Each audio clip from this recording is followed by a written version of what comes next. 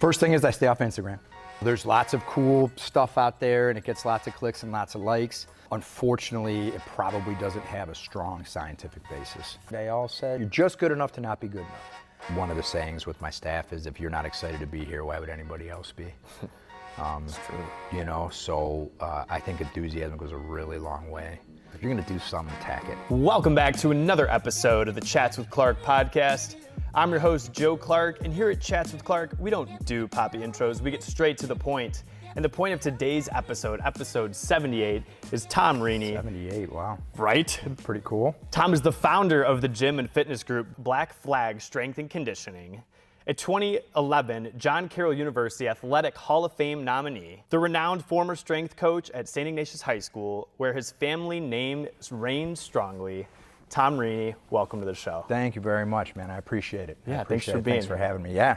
I mean, I didn't know you were going to throw all that out at me. Well, I mean, when you have such a repertoire, I got to throw it out there, right? Yeah, I guess so. Another cool addition to that is, I think last year, last season, not last season, the season before, the 97 team at Carroll was inducted into the Hall of Fame at Carroll as well. My gosh. So. Of which you were Yeah, a so captain, luckily right? I get to be in there twice. So my son, who's a junior, is going to be a junior there every time I'm there. We have to take a walk down the new hallway and show him just to look who it is. To keep him. Yeah. You recognize that guy? You know, right. Give him that kind of bit. But Give him a little bit of, thank you very much here. for the nice intro. I appreciate it. Amidst all that, Tom, my first question for you is, what is the best thing that there is to know about you?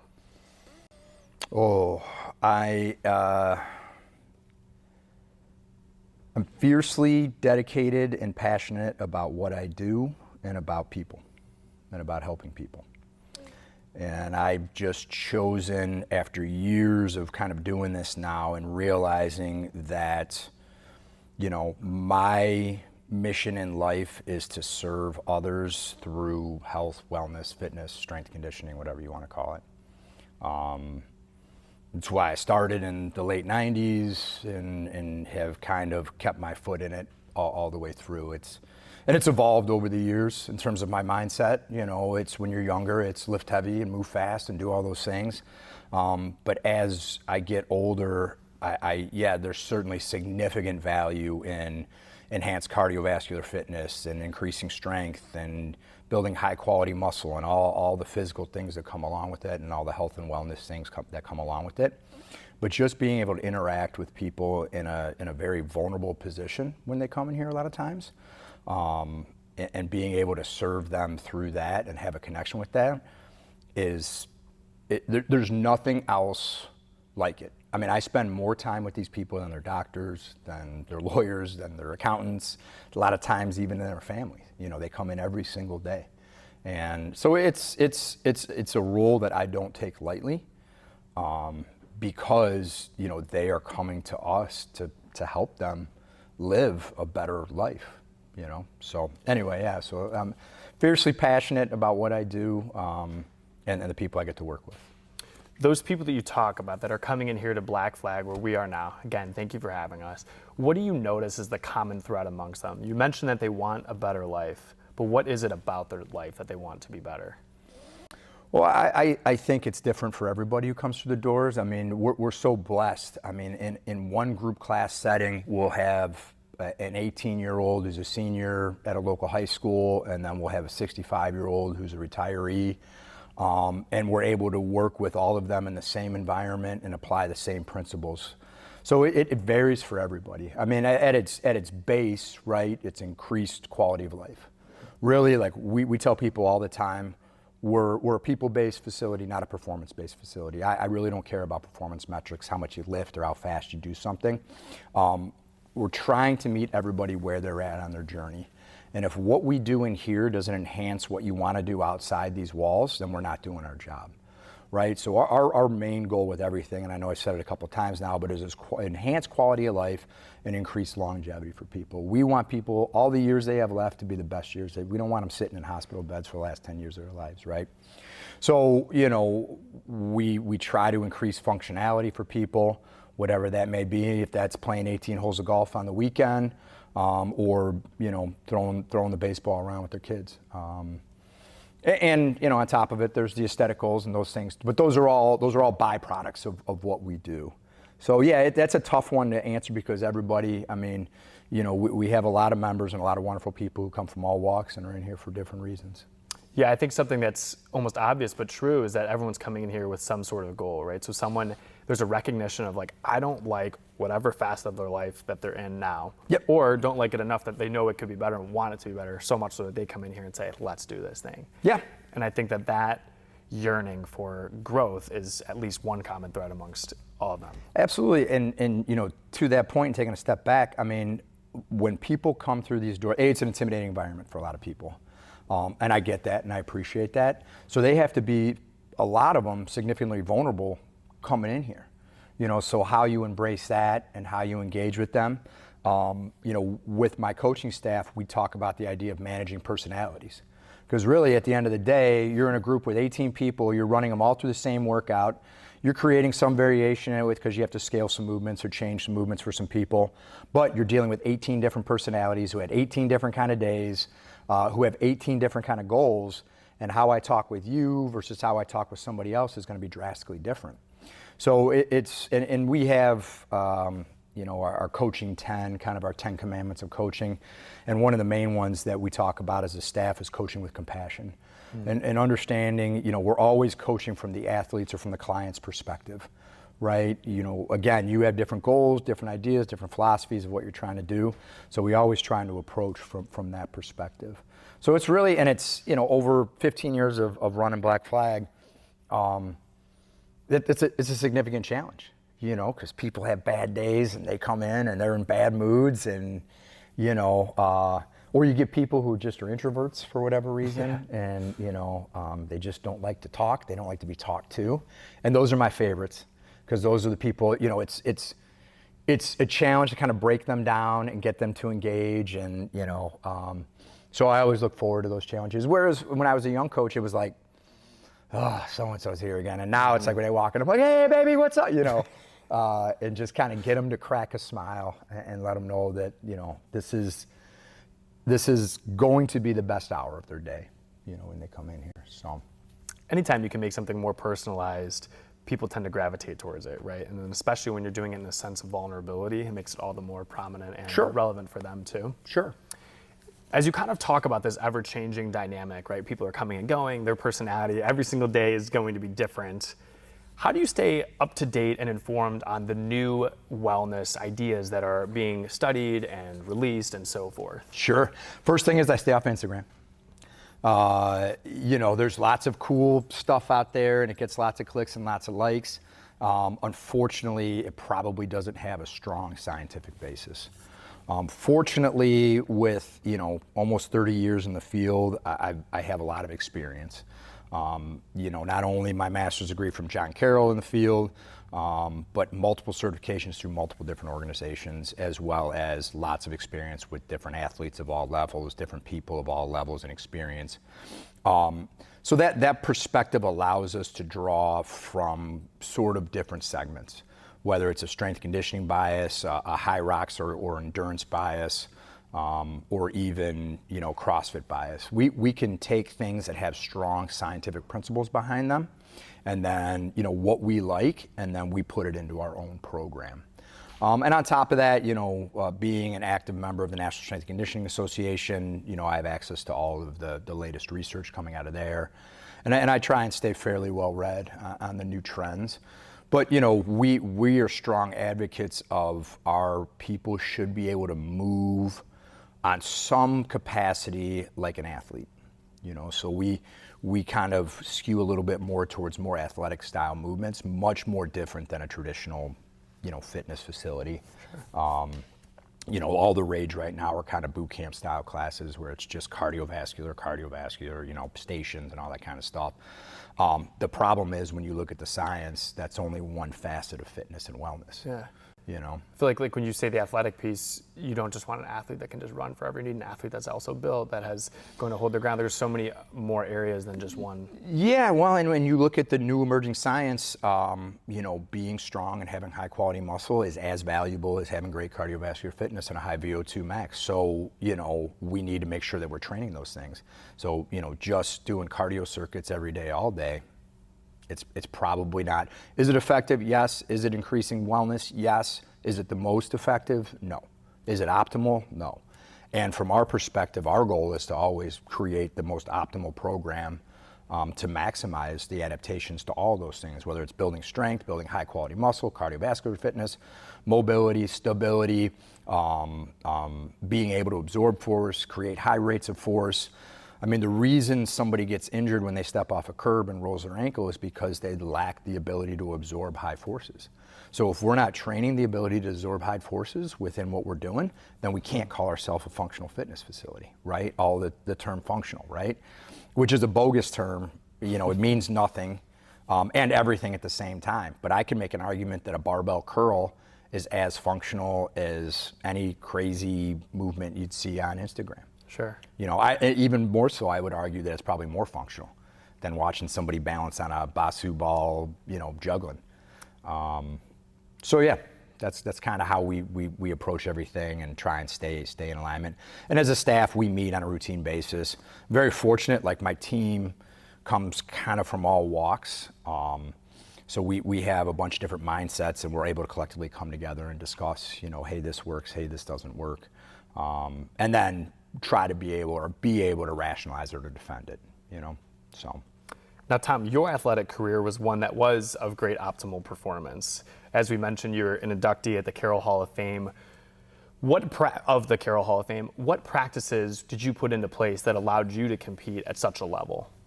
Honestly, and I mean this sincerely, I was too stupid to know any better.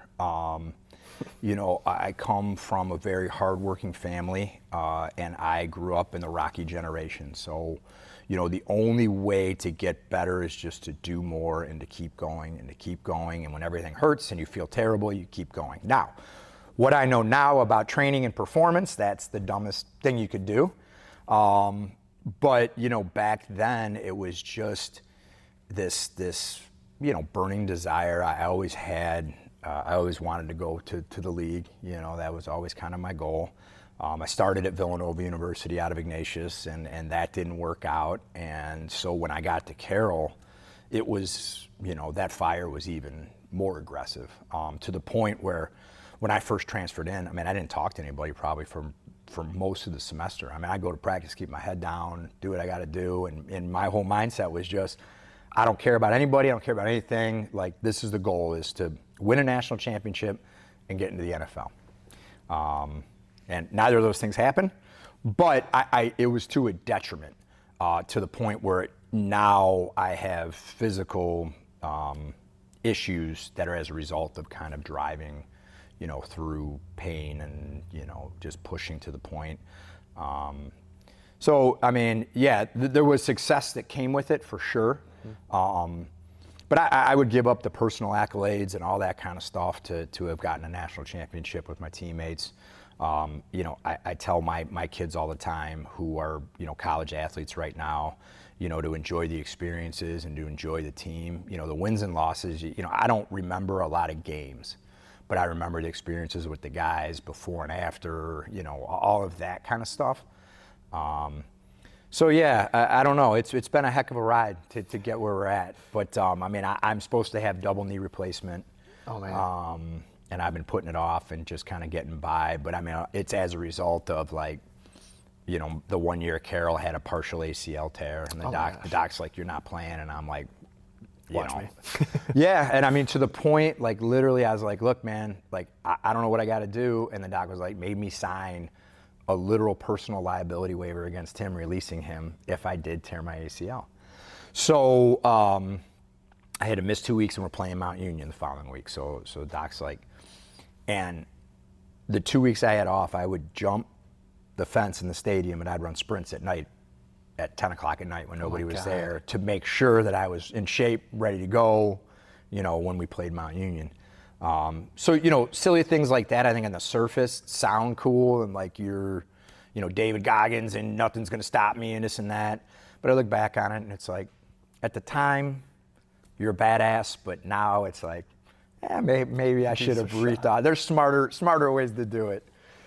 So Tom, what's the balance? What's the appropriate balance? Because there is such a, like that Hall of Fame mindset that you exhibited really drove you, right? But now you're also advising your own children, hey, enjoy the ride a little bit more than maybe it sounds like you were letting yourself at that time in their shoes. Yeah, that is a phenomenal question, and I don't know the answer. My kids are obviously very different than me in the mindset, and I try and get them to kind of do as I say and not as I do. I mean, and I think you're learning this as you build this podcast and had success with it. As you kind of get more success, you have to be a little bit more kind of maniacally obsessed with kind of continuing to be successful. And so I have a hard time finding balance. I do. And it's something that I try. I'm like, all right, I'm going to try it. I started the first of the year, I'm like, Thursdays I'm off. I'm not doing anything. And, that doesn't work. I made it about a week, 2 weeks. So it's really hard. But I will say, though, the one thing I do, and it comes from enjoying what I get to do for a living, is just enjoy the process and have fun doing it.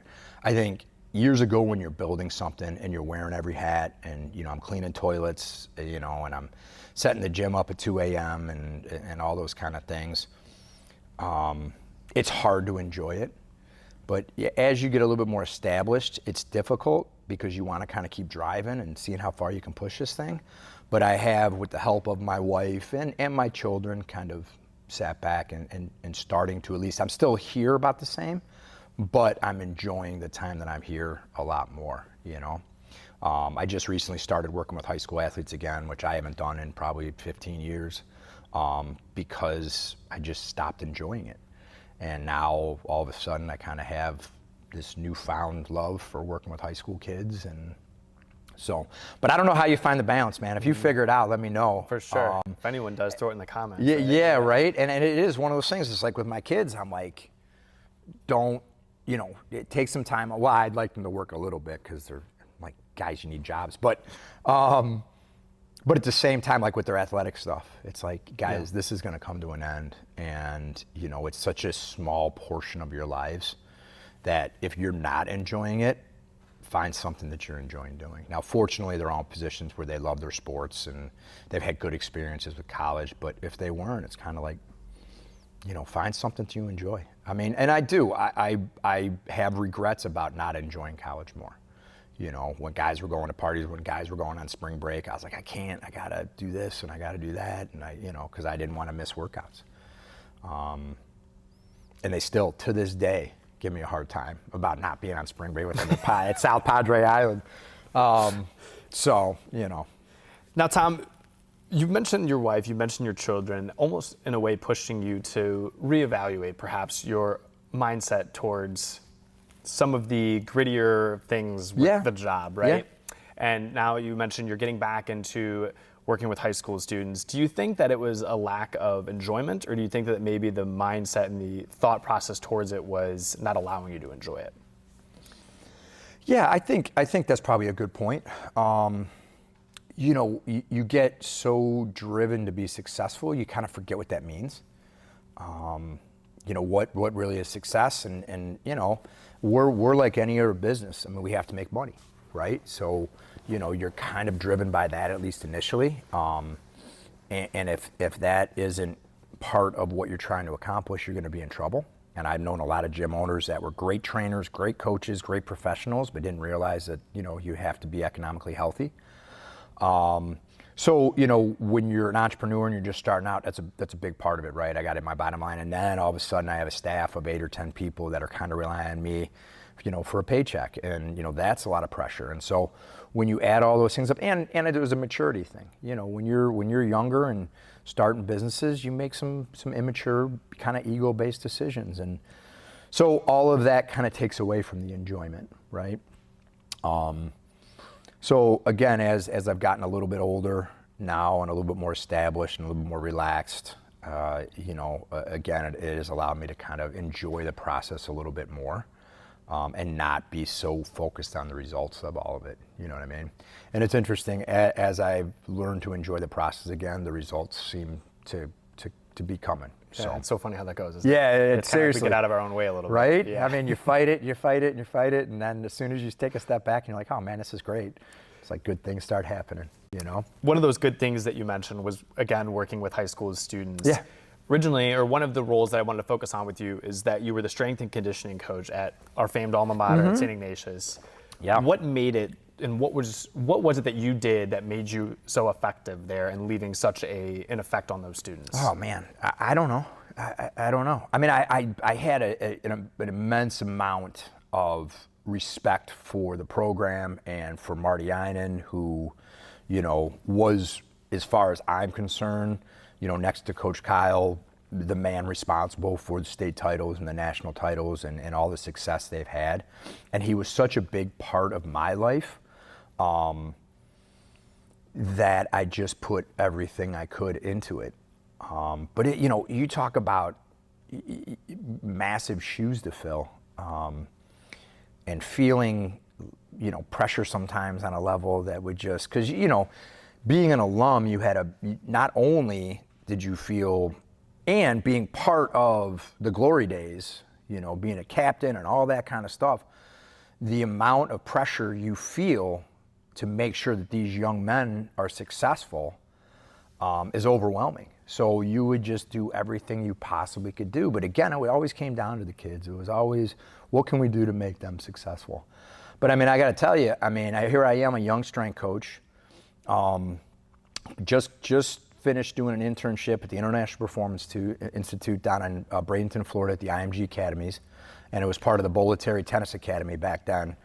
And I walk in and I take over for Marty, and they were still doing the mile test for the football guys. And so here I am, a 22-year-old, fresh out of college strength coach, just get hired at my alma mater, take over for the guy that I looked up to more than anything. The reason I'm a strength coach now is because of Marty. And I have to tell Coach Kyle that, the mile test is obsolete. Nobody's doing it anymore. It's a silly, And no, so how do you go in and sit down with the winningest high school coach in the history of the country and 4 national championships and 11 states and say, hey, I know you're doing great, but there might be a better way to do it. But that's the beauty of being at a place like Ignatius, where he was like, Tommy, you're the strength coach. This is your gig. Whatever I support you, And that's kind of the beauty of at least those years. It was kind of like everybody had the autonomy to run things the way they needed to. And now if Chico needed to step in and, oversee everything or give his input, he certainly did, but he didn't micromanage. But I don't know. It was lots of long hours, and, it certainly wasn't doing it for the money. You just had a commitment. But ultimately, to our previous point, ultimately it burned me out. I was 7 days a week, 365, Sundays, off season, early mornings, because that was when we were starting to transition away from was just football to was like swimming and crew and basketball and track and field. And it was like, oh my God, how do we manage the space? And how do we get all the kids in here? So what's the answer? We get here at 6 a.m. We try and train before, and it's not, and I didn't have a staff. It was just me. So I'm, running 100 kids through in the afternoon and 50 kids in the morning, and it was, and trying to teach classes, and ultimately it did kind of burn me out and push me out of the space for a little bit, but it was an amazing experience and a wonderful opportunity, and I certainly don't regret any of it, and would I do some things different? Certainly. I was a young kid, but it was an amazing experience, and it's one of the it shaped who I am today.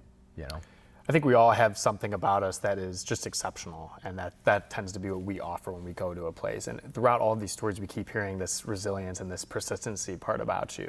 It's interesting, though, you mentioned that you keep burning out. That's Yeah, kind I of have a fascinating to problem me. with that. I don't know. Again, it comes back to just that, Rocky. I mean, I envision, the Rocky mind. It's how do you take somebody who doesn't have the skills necessary to be successful, right? You just do more than them.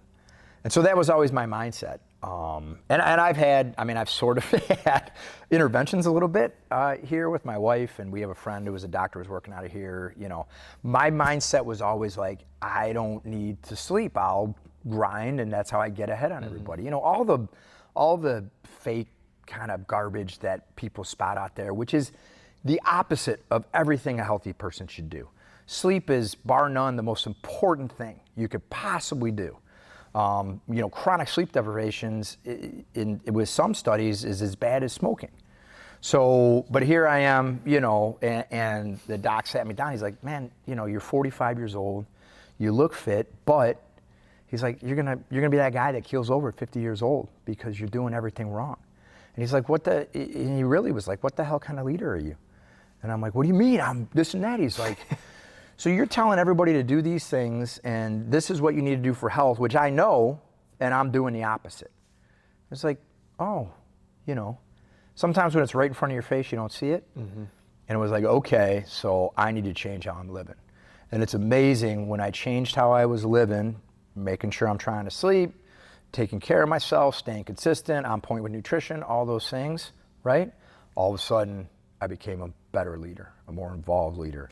I'm a better communicator with people, et cetera, et cetera, et cetera. So it's interesting. But yeah, I mean, again, I come back and I learned it from my dad, who was a hard charger, always going. And it's just kind of ingrained with me. I try really hard. Like everybody else, all the influencers out there, I get up and I journal every morning. And almost every day, it's like, how can I do less? And I never have an answer for it. But as long as I'm smiling and enjoying the process, I'm much happier now than I was, 15 years ago or 10 years ago when we were grinding kind of to build this thing. So I guess it all kind of works out, You mentioned your dad, Yeah. who has a food drive named after him at, again, St. Ignatius High School, which leads me to the point that the Jesuits, both Ignatius and Carroll Jesuit schools, focus on service. It's such an integral part of the formation that they believe in and, of course, value. How much has that shaped who you are and what your role is as a leader? I mean, it's everything. I mean, it's whatever you do, if you can't give back, I don't know if it's worth it.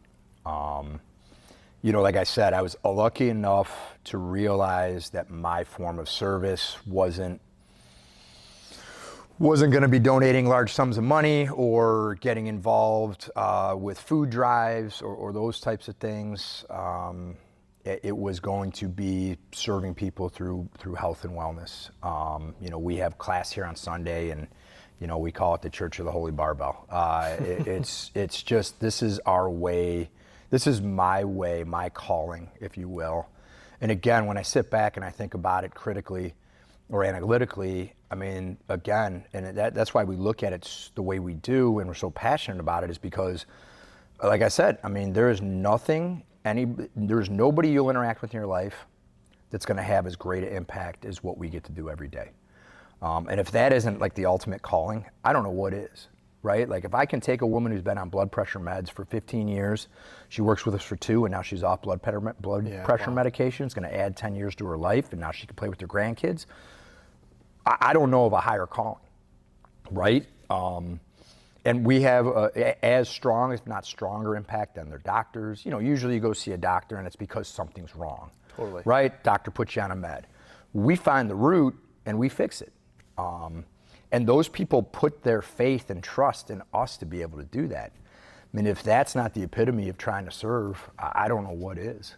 So it's a little bit different than maybe what people traditionally think of service. Whether that's committing time to help people out or feed the hungry or whatever the case may be. But I have found that the best way I can serve is through doing what we do in here every day. We both know that one of the mantras is this notion of being better yourself so as to be better for others. So I think that applies directly in here, right? you helping everyone else be better themselves then in turn allows them to go out and even be better for those people to be able to play with their grandchildren after they're off of blood pressure medicine. Sure. To be able to not need to have the surgery because they've rectified whatever that issue may be that allows them to be more present in their family and their work and their lives. Absolutely. I think that ripple effect is a massive testimony to the servile mindset. Yeah, I think so. And I mean, I think one of the things that we discuss in here a little bit is the idea of respecting the opportunity. You know, we have a significant opportunity in here to create real significant life changes, and it's very important that we respect those opportunities. But as far as my father, I mean, he was the man. I mean, you talk about service. I mean, he did everything for everyone, especially as the later part of his life. I mean, it's pretty much all he did all day was take phone calls for people who needed help with whatever.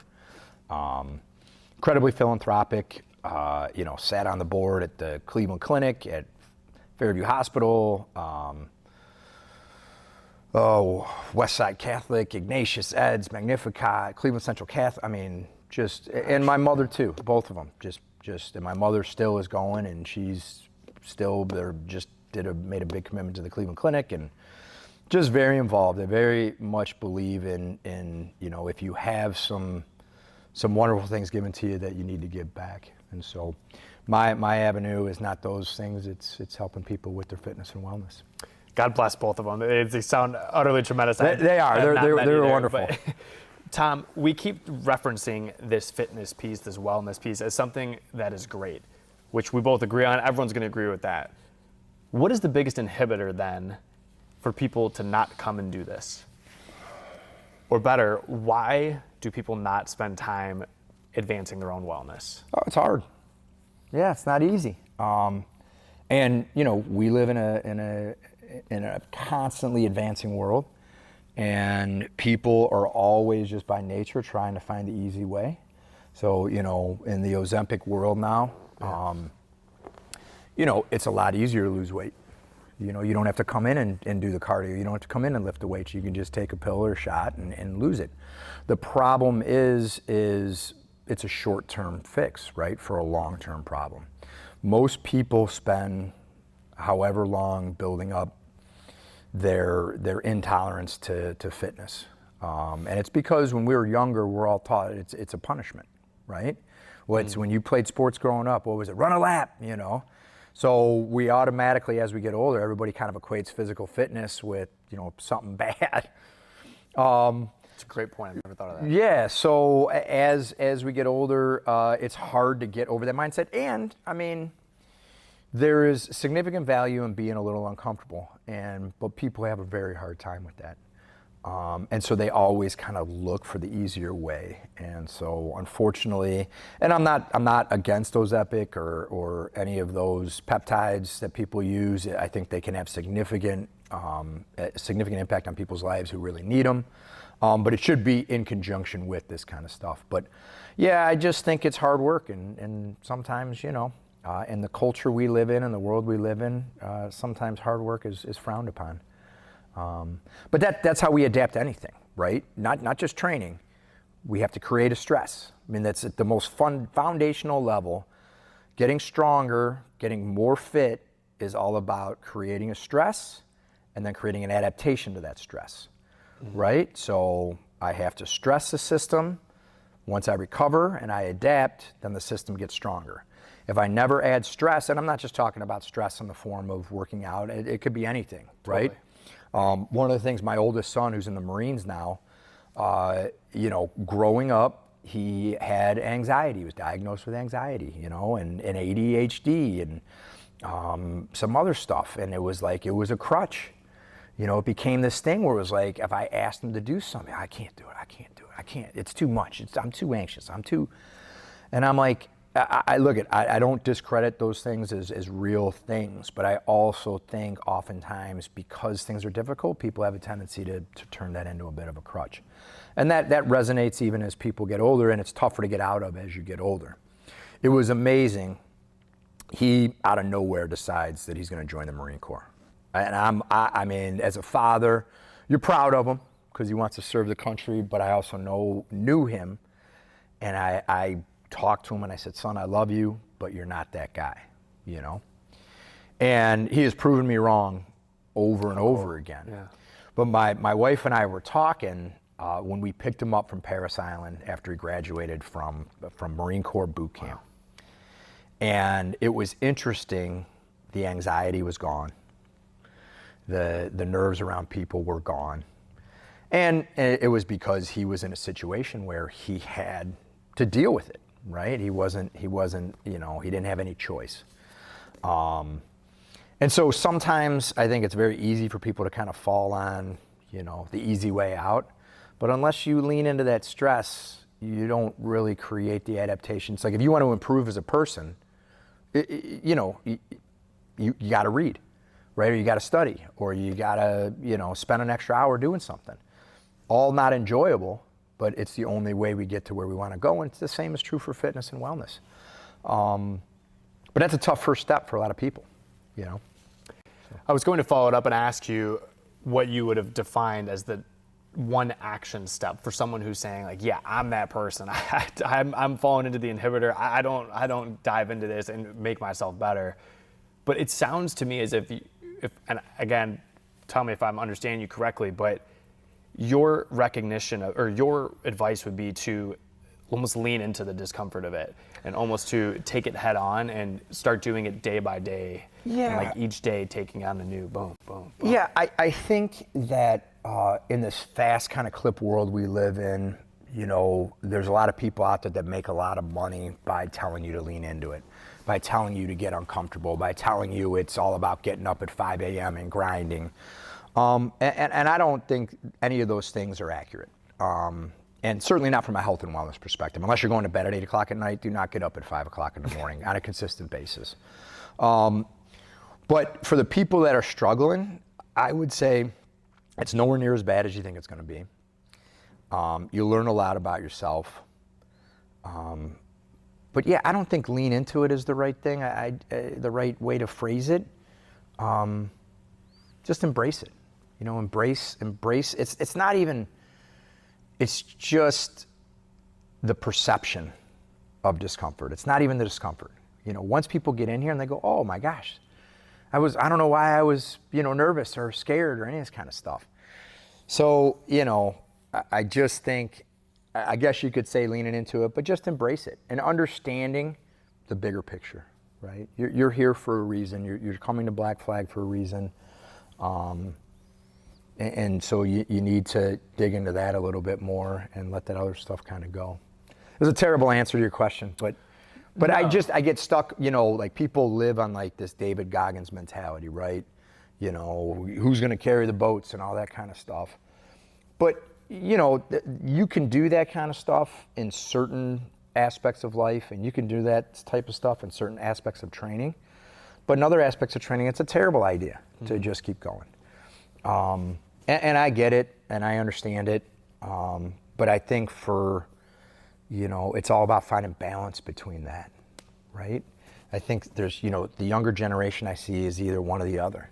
Right. It's either they're kind of lazy and sit in front of their computers all day or their phones, or they're, trying to be that guy. But the reality of it is there's only one of those guys, and I mean, yeah, he's a bad man. I mean, but I don't know if I know that's not health, right? And that's not wellness. And so for most of us, we're trying to find a balance of all of it. If you got wife and 2 kids at home and you got to provide and, they got sports and this and that, and then you go see your doc and your doc's like, hey, you're hypertensive and some other stuff, you really need to start exercising. And, it's how do you find balance of all of those things? I think, people talk about stress. Stress is a killer, man. And there's good stress and there's bad stress. And you need to kind of balance. You want to add a little bit of stress, like we were talking about, but not so much where, you're caffeinating at 8 o'clock at night to get through a podcast. Tom was joking. He's like, yeah, I'll take a small. Neither of us got a small coffee. Yeah, so, yeah. I knew, I'm not a very much so a night person, so a cup of coffee at any time is great. But no, I hear you. I hear you. Tom, we keep throwing around the word wellness. Yeah. And it's one of your practices here. It's one of your principles at Black Flag. What does wellness mean to you?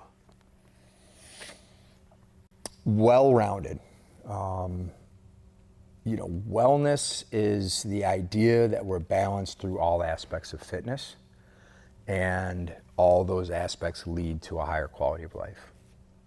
When you originally opened Black Flag, you had to have recognized that there was a void maybe in this wellness space. What was the void that you recognized, and how were you hoping to fill it? Well, we made mistakes early. We were caught up in the CrossFit world, and so we were a little bit overly emphasizing intensity and forcing probably, or asking people to do things that they probably physically did not have the capability to do, because that's what the CrossFit culture kind of gave us, their programming and their philosophy.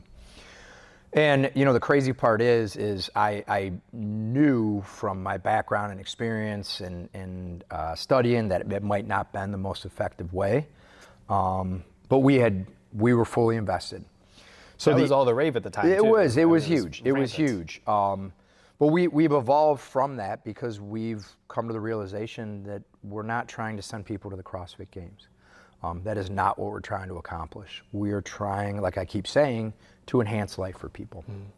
And do it through a specific type of training that's not going to leave them hurt or burned out or any of those things. So we've definitely evolved with our philosophy from CrossFit to athletics to now strength and conditioning, which is to us the most balanced kind of moniker of, hey, we're doing all of it now for everybody. I think that's where this wellness piece keeps coming in, is because it is not just one dimensional, right? It is not. That was kind of the extremism of CrossFit. It's almost like it was ahead of the times of where we are now, where it's you don't do anything or you do everything so intensely. Well, it was a fad. It was silly. And look at some of the scientific principles of it. I'm a CrossFit level 3 certified trainer. I took all their tests and everything.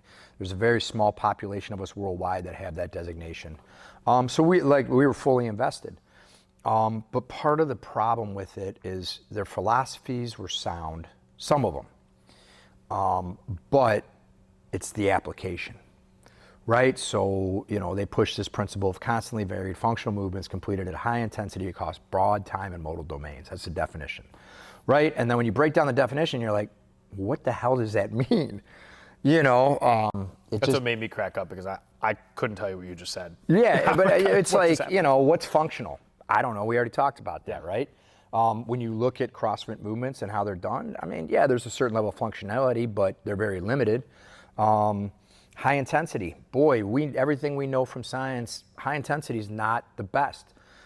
It should be part of a full training program where we have high intensity, moderate intensity, low intensity, very low intensity, and very high intensity, right? It has to be on a spectrum, because the only way you recover from high intensity is with low intensity.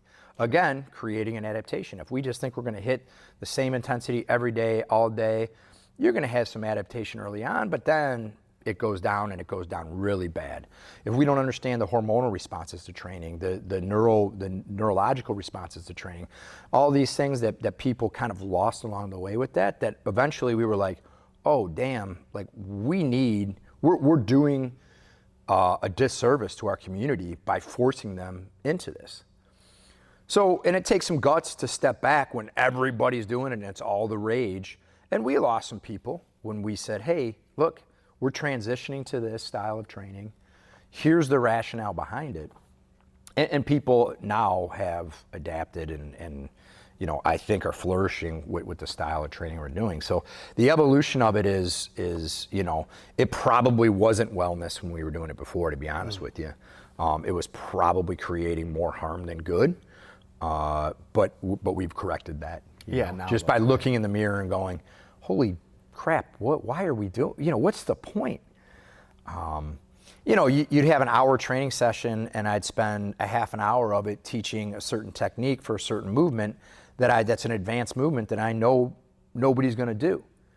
And I'm like, wow. So I have an hour a day with this person, and I'm going to waste a half an hour of this hour I get to try and teach something that really has no impact on their lives. So when you take a step back and you kind of look at it critically, you're like, oh, dude, what are we doing? But fortunately, people accepted it. They believed in what we're doing. They gave us the benefit of the doubt. And now, between you, me, and your listeners and viewers, we're kind of reaping the rewards of some of those people who have been doing long-term CrossFit. They're like, oh, I don't have to feel inflamed all the time or run down all the time. And again, that goes back to kind of the whole point of this, right?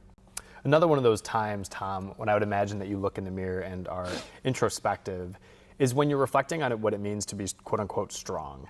In all of the roles in your life, you are expected to be strong, both as a father, as a husband, as the coach, as the trainer. No one's trusting you in that role unless you are strong. But how would you, Tom, define strength? I don't know. I've been fortunate my whole life, from Pee-wee on up. I've always been kind of put into a leadership position. And I don't know why, really. But it's just, you call it character or integrity. It's just trying to do things the right way for people. But I don't know. It's just kind of, I don't mind getting in front of people. I don't mind taking control. If somebody is supposed to be doing something, they don't do it. I don't mind stepping in. And it's been, to be honest with you, if I'm being candid, it's been somewhat of a detriment sometimes. I have a hard time delegating, and then accepting kind of that somebody's going to do it different, and it doesn't mean it's wrong. And I've started doing that more. And again, crazy thing. The more I've been delegating, the more success we're having. So that tells you a lot about my leadership. So I don't know if that's the right question for me, but I don't know. Just doing things the right way, handling everything with character and integrity, and everything else just kind of comes along with it. You know what I mean? Yeah, because I think there's so much more to strength than just the physical posture, right? Yeah. And I think it is showing up fully in where you are and whatever that role is at that time. And I think that maybe it is rolling up the sleeves and cleaning the toilets early on. I think that's part of it. I think you need to be in, pardon my language, but you need to be in the shit a little bit. You need to wear all the hats in order to respect the business.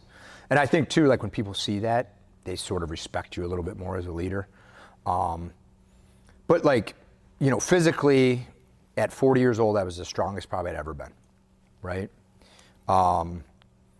Now at 50, you're pushing 50, not so much, but I'm 10 times the leader I was at 40, right? Just through experiences and dealing with people and understanding it and learning. The biggest, or not the biggest, but one of the biggest things of being, I think, a high quality leader is not being afraid to make decisions. It was one of the things I respected about my father. Everybody referred to him as the boss. And the reason was because, whether there was no gray area, right? I mean, if a decision needed to be made, he did not mind making the decision, right or wrong. And if it was a successful decision, it was everybody else that got him there, right? I'm not and I've learned that it is not about me or I, it's about we and us. So, when I talk about Black Flag, it's usually we and us. I learned that from him. And at the same time, when things weren't successful, everything was on his shoulders. He took full responsibility for it.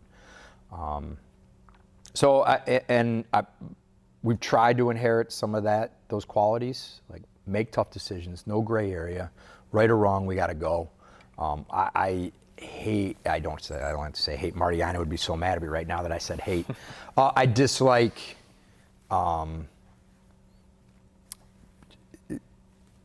I dislike not having a plan and executing it. And so if that means tough decisions need to be made, then tough decisions, and if tough conversations need to be had, then tough conversations need to be had, but the longer you put it off, the worse it's going to get.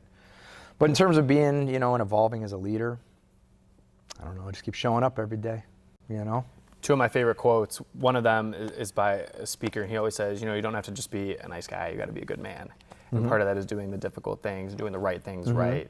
And one of my other favorite quotes that reminds me of what your father would say is Tom Brady. He's like, as the quarterback, as the leader, he said, when everything goes well, you dish out the praise. He said, when everything crumbles in, he's like, you take the blame. Yeah.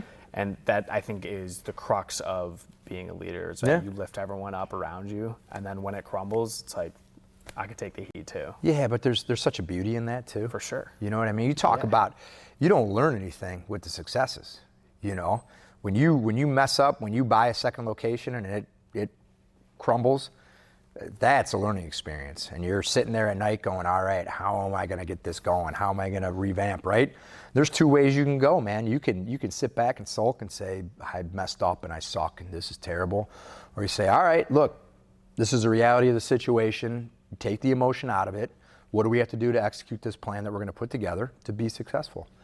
And fortunately, you know, we've been able to do that, you know, over the last 15 years. But without those kind of mistakes and those kind of, you know, those kind of late night sitting there going, holy hell, we're not going to get through this. And it's like, whoa, whoa, whoa. We got this. You know, yeah, right. You didn't put in this much just to let it go.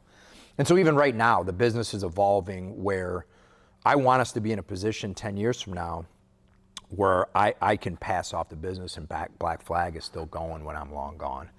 We've worked far too hard and too long. And if that means expansion, if that means new business opportunities, great. But you know, the hard truth with businesses like ours is you have two options. You can sell to somebody in-house if you want to get out of it, but there's no value of it outside of here. You know, or you just liquidate. You know, you find somebody who wants to be a part of it and loves being here and training here, so they want to keep it going. Or you just close the doors and say, see you later. So we're working really hard right now on the inside to try and create a true strong business structure where we have a managerial team, we have somebody who's in charge of our coaching staff and coaching development, so we can have a real strong program for a long time. When those moments hit you, Tom, where you open the second location and it kind of is a slap in the face, yeah, or when the decision needs to be made, what is it that keeps you grounded and provides you clarity on those? Oh man, it's the realization that you suck. Like you're not as good as you think you are. You know, you think, oh man, we're doing great. We're going to open a second location. We open a second location and it's like just bad. And then, you know, so it's just, I don't know, being stupid enough to kind of keep going and work through it. So it's a humility almost, Tom, right? Like but you got to be humbled. Yeah. You know what I mean? You have to have those experiences to be humbled. I mean, I thought I was going to the NFL and I had, you know, phenomenal college career at Carroll and all everything and played in the Aztec thing. And, you know, I got invited to a bunch of workouts and they all said, you know, you're good enough. You're just good enough to not be good enough. And I mean, so you're humbled, right? And it's like, okay, back to the drawing board. What's my next phase? And so without those experiences and being humbled, you know, this doesn't happen. You know, if that thing goes gangbusters and we continue, you know, to grow, maybe I'm not as strong a leader as I am now. Maybe we're not as successful in different ways. But, you know, there's a reason you go through those experiences. And unless you're humbled and mature through it, you know, it's hard to get there. But you have to accept it. Yeah, it's a big kicker. You have to look at it and actually analyze it too, right? You can't just take it at its value. You need to dive into it and see what your role in if your role in it was. Yeah, and absolutely. To be. You know, you go through that woe is me phase for a little bit and you're like, oh God, I'm so terrible. This sucks, you know, what am I doing? And then once that gets by, then you accept it and move on. And you know, and you have to accept too that like you could do everything right and it still may not work, you know. And fortunately, knock on wood, we're you know, I don't know if we're doing everything right, but you know, people seem happy and we're helping people change their lives. So I think similar to situations that we derive some truths from, I think that we derive certain aspects of ourselves from others, which I think is why a gym like this and this type of setting really works, is that it's like the strength in numbers notion. Who in your life have been some of the inspirations? You mentioned your parents, but who else has been inspirational to you, whether you know them or not, and what have they taught you? Probably outside of my mom and my dad, my wife is probably the most inspirational person in my life. She had terrible hardships growing up, and she's just the most resilient person. I mean, I sometimes I get woe is me and think life is hard, and then knowing what she went through growing up and her outlook on life now, I'm like, what am I doing? So, she is definitely one of the role models for me. Marty Einen, I already alluded to it, but, he is the reason I do what I do. Just the way that and it was a tough love scenario with him. But there was the right way and the wrong way. And if you don't do it the right way, there's repercussions for that. And so learning that discipline and structure from him and his style of coaching. I don't do it very much with general population in here because some of it wouldn't go over very well. But I'm trying to think in terms of my inspirations outside of that.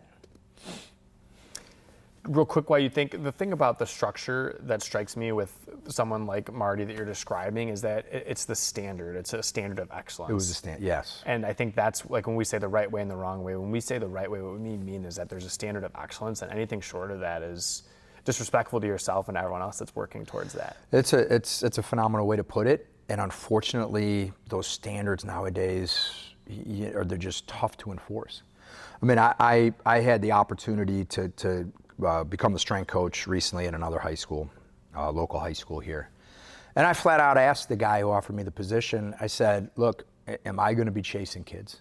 Or can I create a standard and a structure of discipline that, the administration is going to support, and you as the coaching staff are going to support? And he was, it's a good friend of mine, and he was honest. He's like, it ain't like that anymore, man. He's like, you can try and discipline, but I'm like, am I going to be chasing kids to get into the weight room? He's like, oh yeah. He goes, nobody will be in there until midsummer, 3 weeks before we start. I'm like, no, thank you. Yeah.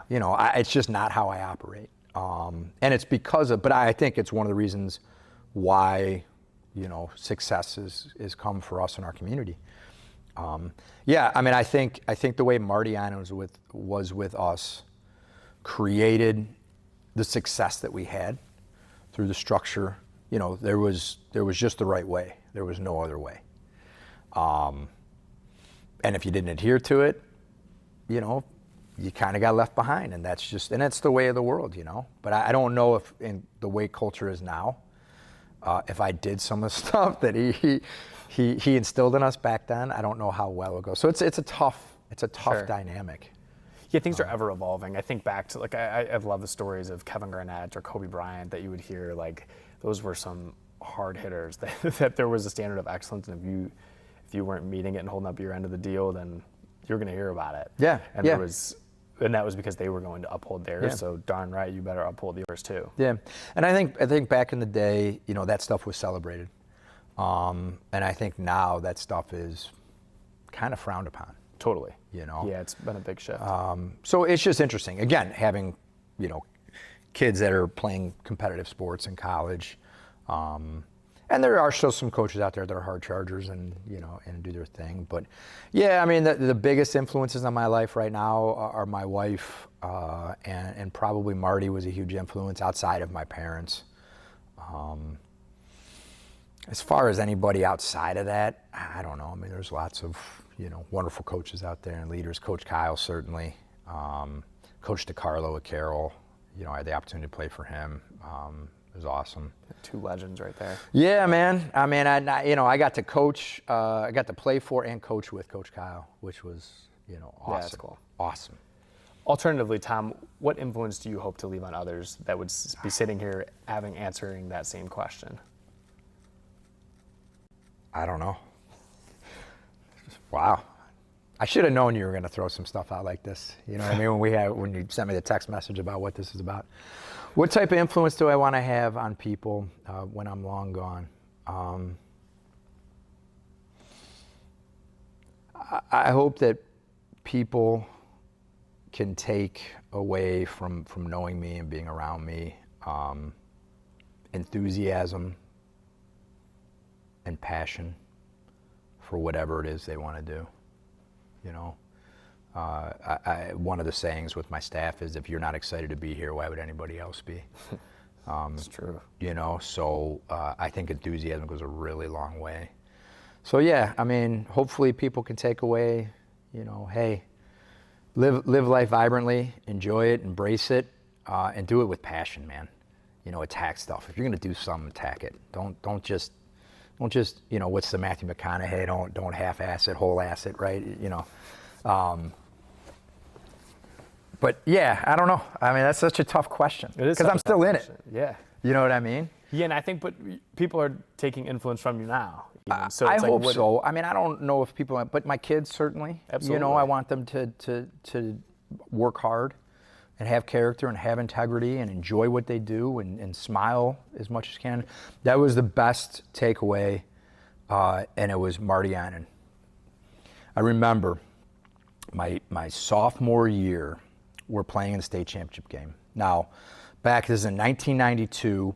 They would only bring up like 3 or 4 sophomores to dress with the varsity back then, and it was kind of a big honor because you got to put the paw on your helmet. You're playing in the JV game, but you still got the paw on your helmet. Now, all season long, I don't play. I'm holding the clipboard and writing down notes for the late great Nick Restifo. Writing the charting the plays, and first playoff game, the guy was returning kicks, muffs the kickoff. Coach Kyle walks down. Tommy, next kick you're in. Panic, right? Everything. Go in, somehow catch the ball, do whatever. So we get through. We're playing St. Xavier in a state championship game. And all I remember, go through warm-ups, it's snowing, it's freezing at Fawcett Stadium. And back then, the teams used to go in the locker room, and then the captains would stay up for the coin toss. And all I remember is sitting in the locker room going, please don't win the coin toss. I don't want to, because Dean Lamoran was the other guy who was all state, the other kick returner, so I know they're going to kick to me. And I'm like, don't win the coin toss. Don't win the coin toss, because I don't want to catch the opening kickoff. And so we're standing in the locker room. Coach Kyle gives us a phenomenal speech. We're standing in the locker room. We're getting the ball. So I'm like, oh my God, just don't drop it. Don't just drop it. And I am 16 years old, terrified. I mean, terrified on a level. And Marty Annan walks over to me and he goes, hey, Tommy. Yeah, Coach. He goes, smile. And sure enough, big grin, everything calmed down. And his message was, hey, man, like, you love this. Enjoy it. Like, these are the opportunities that you have worked your butt off to get to. Don't forget to embrace it and enjoy it. And it's the same thing, and I take it with me everywhere I go. Everywhere I go. That message and the message, Coach Carlson was always celebrated. You do all this work, you put in all this effort, don't forget to enjoy it, man. Don't forget to have fun doing it. And to me, that's the biggest message, maybe going back to your point, like maybe that's what I want people to take of it, is, you're doing all this stuff to get to a point, either because you enjoy it or because you want to do it. But like, make sure that you take that time to sit back and smile. But I mean, to this day, you talk about something that sat with me, and then it became kind of our thing. Like before every game, Marty would walk over and, hey, Tommy, remember to smile. And it just stuck with me. So good. It is phenomenal. It's just the littlest thing. But it was like, he's right. Like, this is, I busted my butt. I'm ready. Mm-hmm. Give me the ball. It's one of those scientifically proven things too. Like, you can't smile. Everyone can't smile without having a shift in their demeanor. Yeah. It's impossible. Yeah. Like, you No cannot doubt. physically do it. No doubt. So it's so, like, people, like that whole fake it till you make it idea is so prevalent, because if you just smile, you're one step closer to where you wanted to be going in the first place. Which Absolutely. in that case is catching that ball. Absolutely. Yeah, so it's little things like that. Maybe that's what I want people to take away, is, man, that guy loved what he did, And Tom, did you catch the kick too? I did. Okay. I did. Like, I'm on the edge of my seat I still. did. Like... I did catch the kick, and we ended up winning the game, and it was the second of a 5-year run at that point. Yeah. So I don't know, but yeah, those were great memories. As you leave that influence, you leave the influence of inspiring people to love what they do, to smile, what do you see as your end game, as the end game for the gym, as the end game for your involvement in wellness and training and all of it? I think the end game for me would be able to sit back and, when I'm 60 years old and I guess sort of retire, and watch the gym continue to thrive, I just think what we do here is too valuable and too important for people just to let it go away. So yeah, that's my hope, is to, spend time traveling a little bit, and, just take a step back and hopefully keep this place alive and going. When you inject that energy into the people that work with you, that's what happens. I mean, that's people the other, carry that on. Yeah, hopefully. I mean, but again, I think of my father. When he sold his company, he still couldn't slow down. It actually kind of drove him crazy that he didn't have stuff to do. And now, fortunately, our family has a real estate company that is able to work at. But, it just, and so that's my fear, right? Even now, as I start to delegate, it's like now I'm adding a new program to what we do, and adding more coaches, and so I don't know. Hopefully, it's in my DNA just to slow down at a certain point. But to your point, I do want to enjoy life a little bit more and work a little bit less. I have been taking coffee mornings where I still get up fairly early, but now I sit on my couch and enjoy a cup of coffee before I get out and start my day and stuff like that. So it's good. Just learning to slow down, spend time with people that I love, spend time with family. I'm one of 6 kids. And it's very easy for families that big to kind of grow apart. Sure. So kind of one of my new things is, reestablishing good connections with my brothers and sisters and their kids.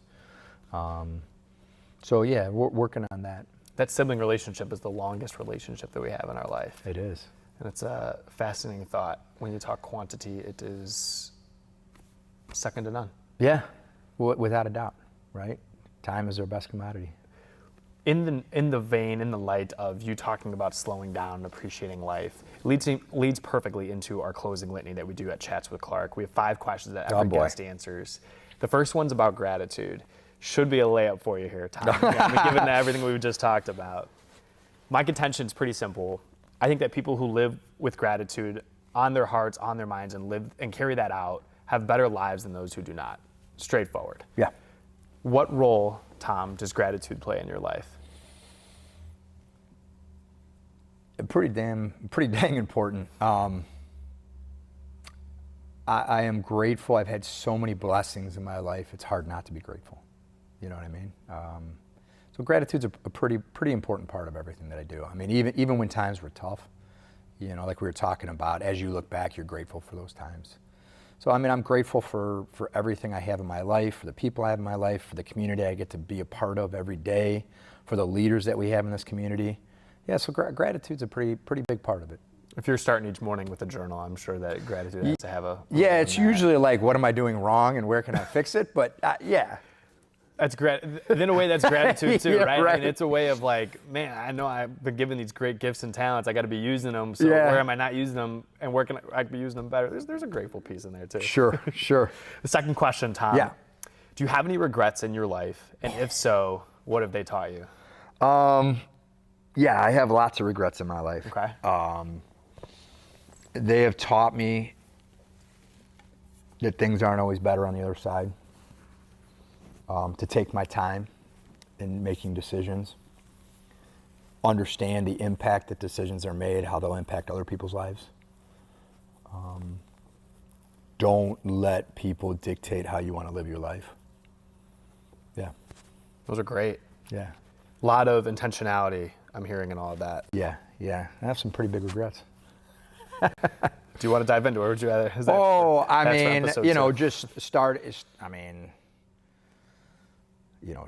Transferring from Villanova is a big regret. It was a situation where things got hard, and instead of just dealing with it, it'd be interesting to see where my life turned out if I hadn't have left Philly and Look, again, I love John Carroll. Had a great experience there. Got wonderful friends there, but was it the easier of the 2 routes? Yeah. I probably wouldn't be in the Hall of Fame at Villanova. You know what I mean? And not to say I had to go out and perform and had to do all the things that I did. But so I regret taking the easier route when things got tough. And it took me a long time to work out of that mindset and to get over the fact that I kind of quit on myself and quit on the situation because I had what I perceived as, unfair treatment. Regrets with the relationships, regrets with, situations with the kids, all of those types of things, regrets with how I handle situations in here. But again, as crummy as they were at the time, they're all learning experiences, and they're things that I've tried to take away. But, I mean, I'd be lying to you. I say if there are times still to this day where I don't wake up in the middle of the night thinking, damn it, I wish I wouldn't have, you know? Mm-hmm. I keep hearing that when the going gets tough, it's inspired you to keep on going. And in a way, it almost sounds like you grab the reins now. And you're What's the along for alternative? ride. Yeah. Well, you know what I mean? apparently the regret for not going through the toughness. Yeah. But, I mean, look, my kids are happy. They all seem like they're doing well. They got good relationships, and they all seem to be thriving. My wife's happy. We have a wonderful gym environment. So sometimes you got to go through the fire to kind of get where you want to go, right? Absolutely. So. Tom, I think that life's a gift. And in that thought, I think that it's important to have something on your calendar that you're looking forward to, because I think it creates just an excitement and something joyful that you can just know is going to be coming your way. Yeah. What's on your calendar, Tom, that you're looking forward to? I am co-celebrating my birthday with my sister Chris, who's turning 60, and I'll be turning 50. Oh my gosh, so cool. We're having a big shindig with the family. Heck yeah. For my 50th, my brother is taking me to Vegas to see Metallica in the Sphere. That's sick. So Congrats, that'll enjoy. be pretty cool. Happy birthday, too. Oh, not yet. We're not there yet. The birth of my grandson, which is both terrifying and amazing. No doubt. It's just, you're moving into that next phase of life, which, at least mentally, I'm not quite ready for. So lots of wonderful things to look forward to. Yeah, I can see there's a lot of big shift going on in your life, all of that. It is. And helping the kids kind of navigate moving into adulthood, which we're working through right now. So that's a fun experience. You know what I think is on that topic, what I've always told my mom this in conversation, like, I think going into adulthood, no one ever prepares you or talks to you about just loss that you experience. Not literal death, I'm saying, but like it's constant that things are ebbing and flowing from your life and coming and going, and that's just part of it. And nothing in your adolescence really prepares you for that. No. And then all of a sudden you just get whacked with it, and you're like, well, that was weird. And then you get whacked with it again. You're like, wait, this is going on more than once. Yeah. And it just keeps happening. I mean, I just think about the evolution of like friendships, right? I mean, some of my best friends now, the group of guys that are all guys that I went to grade school with, who I hadn't talked through probably through most of college, and probably for the last 10 years out of college. And then all of a sudden we just sort of reconnected, and now, I mean, we hang out all the time, and families and the whole thing. And the guys who I was all really tight with in high school, and even a little bit after college, I barely talked to them. So it's just interesting how it all just kind of evolves. It totally is. And it's not from any fault of anybody's. Correct. It's just kind of how life works. How life works. And it's all the more to just kind of appreciate the small things as you go, that gratitude piece of it. But there's a beauty in that because, those friends, it's still a brotherhood. I mean, most of those guys, if I haven't seen them in a long time, every once in a while you see them, and I mean, it's still hugs and how are you, man? And, and that's a unique bond, a unique trait. That I don't know if young people have or get now. And maybe it's just like that whole kind of Cleveland type of thing where, I don't know. It's just kind of this unique camaraderie I feel with, guys, whether I haven't talked to them in 20 years, but I went to grade school with them or high school with them, where it's like you can I just had a friend of mine who brought his daughter here to work with one of our trainers. I hadn't seen him in probably 10 years, easy. And I mean, he came in, it was big hugs, and we were BSing like we hadn't missed a beat. Mm-hmm. So, I mean, that's a beautiful thing, too. It is a beautiful thing, too. It's total appreciation for each other, which I love. Yeah. And that is very Cleveland, by the way. I agree with you. I mean, I don't know. I don't know if that, Yeah. I mean, it's just such a kinship. It's a brotherhood, like, people talk about that, but it's definitely something special. Tom, fourth question for you. Yes. When you lay down at night and you're reflecting on, when you lay down at night, Tom, and you're reflecting on the day that you just had, what is it that you hoped to have brought to the world that day? I hope I had an impact, or made a difference in somebody's life. That's pretty much it. I hope that my kids are healthy and happy and everybody's doing good, but I hope I had a positive impact on somebody at some point during the day. I think that's an awesome nudge to our audience too. Like, we all have that opportunity. You've created it and harnessed an environment now where people come to you and you get the opportunity to have an impact on them in a space that is very impactful. But very much so is that the truth for all of us too. When we go out into the world, we interact with people all the time where we could be having that impact as well. When it's at the end of our day, we're like, hey, I think I had an impact on that person. Yeah. I think it's a great nudge to our Yeah, audience. yeah, you hope so. I mean, just greeting somebody, you don't realize. I mean, it can impact people in such a profound way. Totally. Using their name, That's such a big one. The best sound in the world to anybody, right, is their own name. So, just calling somebody out from across the room. I tell you, one of the things that I've been doing. Have you ever seen a movie called Patch Adams with Robin Williams? It's an old movie, right? Yes. So they do an experiment where they say hi to people and they smile at people to see how they react, right? And so kind of like now, every morning I go to the Get-Go up here to get my cup of coffee. Get Up and Go blend if you haven't had it. Got it. It's the best. I'm going to have to get out of the way. Yeah. Right, get on the way home. But so now, like, my experiment is, like, I always hold the door for people coming in and out, and I say good morning or hi, just to see how they'd react. Some people, they want to tell me to F off, and then some people are like, well, thank you, good morning, how are you, and then I've had full-fledged conversations with people standing at the coffee station. That is awesome. Tell you about life and all that kind of stuff. So I feel like that's something, obviously, in the social media world, the lack of human connection it's brutal, and it's only going to get worse. I mean, that's one of the things, one of the benefits of in here is we're kind of, we're kind of AI resistant in the sense that what we do and the application of what we do, AI probably won't be able to do. I'm sure at some point there'll be robots doing it for everybody, but weights aren't going to lift themselves, so. Right, exactly. So, so we get that. I mean, I get to have interpersonal communication with people like this every day. No phones, no whatever, and it's probably the only hour of a day that people come in that they don't have their phones. Right, truth. You know what I mean? So it's an interesting dynamic. There's such a rise in that field now. There's dinners that are having it. There's parties that are having it. A lot of shows are doing that where you can't bring your phone. Yeah. I think it's super cool. Yeah. It's a forced focus, but it is what it is. You got to do what you have to do. Whenever we have family dinners, it's phones away. I don't let my kids do it. It drives me Yeah. crazy. Tom, my final question for you. Yeah. Is there any piece of advice you would offer to a specific sector of the audience or the audience abroad?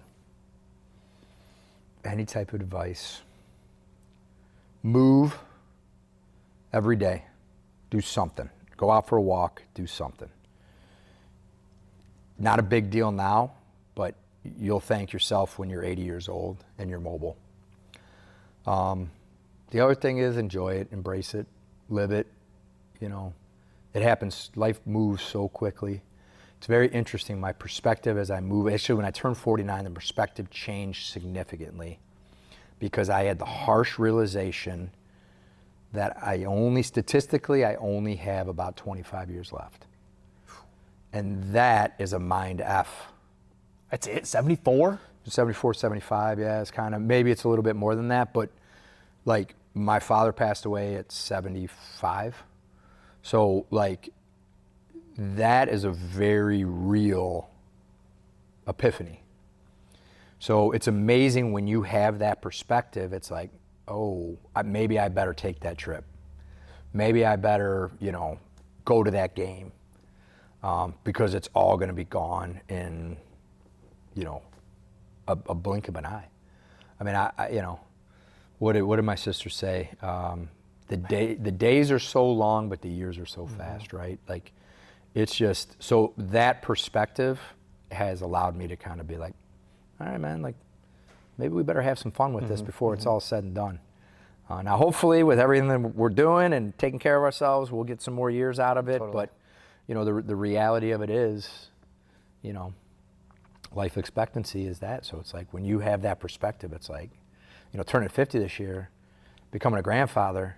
In my head, I'm still 27 years old, and kicking ass. But the reality of it is now I'm a 50-year-old grandfather, Yeah. who's only got 20, 28 good years left. Like, you better start living.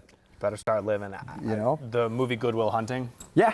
I think that's what makes it, that perspective in that movie is what I think makes it so exceptional. Yeah. It's just, hey, Will, you got to live. Yeah, you got to do live. it. You got to do it, man. Tom, I can't thank you enough. It's been I appreciate it. It was wonderful. Yeah, a really remarkable conversation. Thank you. It's awesome just to hear all the stories that you've had, and then for each of our guests, and our audience is going to appreciate this. I hope so. Tenfold. So, I hope so. To our audience, if you haven't hit the subscribe button, I don't know what you're waiting for. We keep delivering you these top tier conversations that you keep tuning into, so just hit that subscribe button anyway. This is Tom Rini. He was our guest on episode 78. He exhibits that Hall of Fame mindset, which really teaches us how to live in the moments and to do it with passion in a way that is both as a leader and servile in and of its very self to validate those around us. I'm your host, Joe Clark, signing off of episode 78. Check out more from Tom and me in the description below or in the pinned comment on YouTube, and we'll see you next time. Thanks for listening.